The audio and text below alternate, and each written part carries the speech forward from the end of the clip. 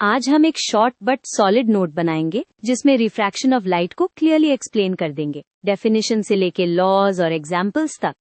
चलो, let's use a simple diagram to make the relationship easier to see.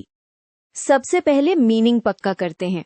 Refraction का मतलब होता है लाइट का बेंड होना जब वो एक मीडियम से दूसरे मीडियम में एंटर करती है, जैसे एयर से वाटर में। अब क्वेश्चन आता है, लाइट बेंड क्यों होती है? को रीजन स्पीड चेंज है। डिफरेंट मीडिया में लाइट की स्पीड डिफरेंट होती है और स्पीड चेंज होते ही डायरेक्शन एडजस्ट होती है ताकि वेव फ्रंट स्मूथ वे में कंटिन्यू रहे। डायग्राम में हमेशा एक नॉर्मल लाइन ड्रॉ करते हैं क्योंकि एंगल्स उसी के रिस्पेक्ट में मेजर होते हैं। इंसिडेंट रे आती है, रिफ्रैक्टेड रे निकलती है और हम दो एंगल्स ट्रैक करते हैं, एंगल ऑफ इंसिडेंस और एंगल ऑफ रिफ्रैक्शन। ये दोनों एंगल्स नॉर्मल से मेजर होते हैं, इसलिए इनको क्लियर रखना बहुत इंपॉर्टेंट है। डायरेक्शन का रूल याद रखो। अगर लाइट डेंसर मीडियम में जा रही है, स्पीड कम होती है तो रे नॉर्मल की तरफ बेंड करती है। अगर रेयर मीडियम में जा रही है, स्पीड बढ़ती है तो रे नॉर्मल से दूर बेंड करती है। ये आइडिया तुम्हें डायग्राम इंस्टेंटली प्रिडिक्ट करना सिखा देता है। अब इस बेंडिंग को क्वांटिफाई करने के लिए स्नेल का लॉ यूज होता है। ये लॉ बेसिकली बताता है कि दोनों मीडिया के रिफ्रैक्टिव इंडेक्स और एंगल्स का रिलेशन फिक्स्ड होता है, इसलिए रिफ्रैक्शन रैंडम नहीं होता। ये स्नेल का लॉ है जो इंसिडेंस और रिफ्रैक्शन एंगल्स को मीडिया के प्रॉपर्टी से कनेक्ट करता है। रिफ्रैक्टिव इंडेक्स का सिंपल मीनिंग है मीडियम लाइट को कितना स्लो कर देता है। इंडेक्स जितना बड़ा, लाइट उतनी स्लो। इस डेफिनेशन से तुम डायरेक्शन वाले रूल को भी जस्टिफाई कर सकते हो।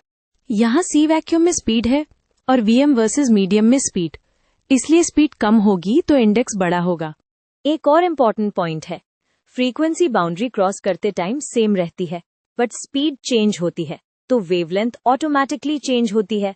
ये रिलेशन तुम्हें याद दिलाता है कि स्पीड, फ्रीक्वेंसी और वेवलेंथ लिंक्ड है।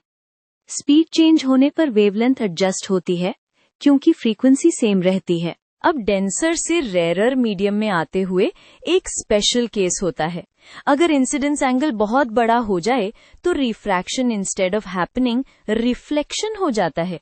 इसको टोटल इंटरनल रिफ्लेक्शन बोलते हैं और ये ऑप्टिकल फाइबर्स का बेस आइडिया है।